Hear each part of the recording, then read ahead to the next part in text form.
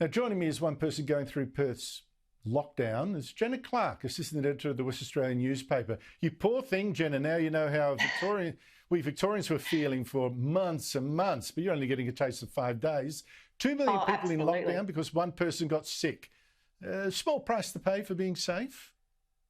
Yeah, look, I think it's really interesting, the difference between the Victorian response and the West Australian response, Andrew. I think my heart goes out to all of the Victorians that went through all this, because we're probably only less than 24 hours in and I'm already climbing the walls. So I cannot even imagine what it was like doing this for a couple of months.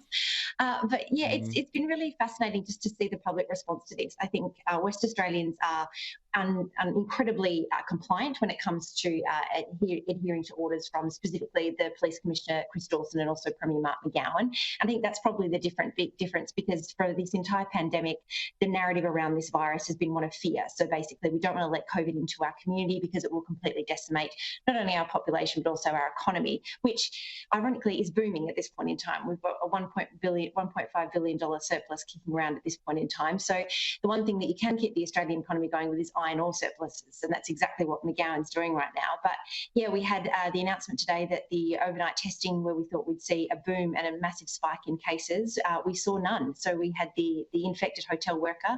13 of his most immediate contacts are in hotel quarantine now, and they all reported a negative result. But I think we're expecting to see, we've seen huge numbers of kilometres, lines of kilometres stretch outside COVID testing clinics today. So I think we're probably fooling ourselves if we're not going to see a spike in numbers tomorrow. You know, McGowan's facing an election in just 6 weeks. And I think you're right. You know, Australians seem very compliant with the most dramatic shutdowns. You have a look in Victoria, the Premier there, despite all the bungling to cause the massive outbreak that killed 800 people in the first place, very popular for being very tough. So is this lockdown, do you think, going to hurt McGowan in the election or actually help him?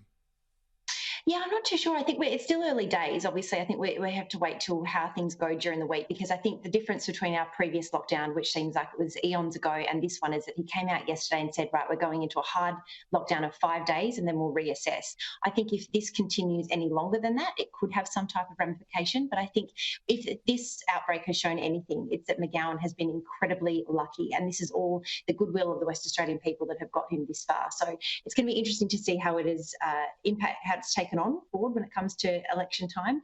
But I think everyone thinks it's pretty much a home and hose deal when it comes to McGowan heading to the ballot box on March 13. But it's just some of the things that they have been throwing out. There's a 15-page document that can basically tell you what you can and cannot do.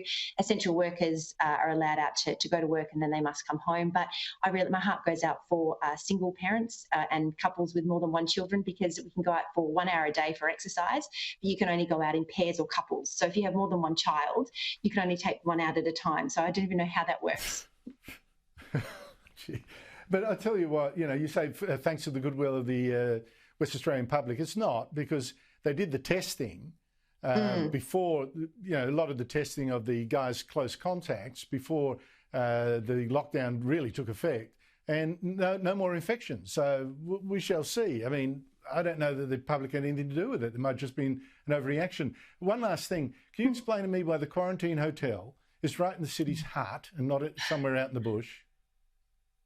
Yeah, look, I think the big thing with that probably here in Western Australia is because we have such vulnerable communities when it comes to our First Nations people and Aboriginal people. So you do not want that type of virus to be breaking out in areas of the southwest or up in the Kimberley or Pilbara at all, because the health ramifications when it comes to COVID would be absolutely catastrophic for those communities. And also, WA is a very different type of state.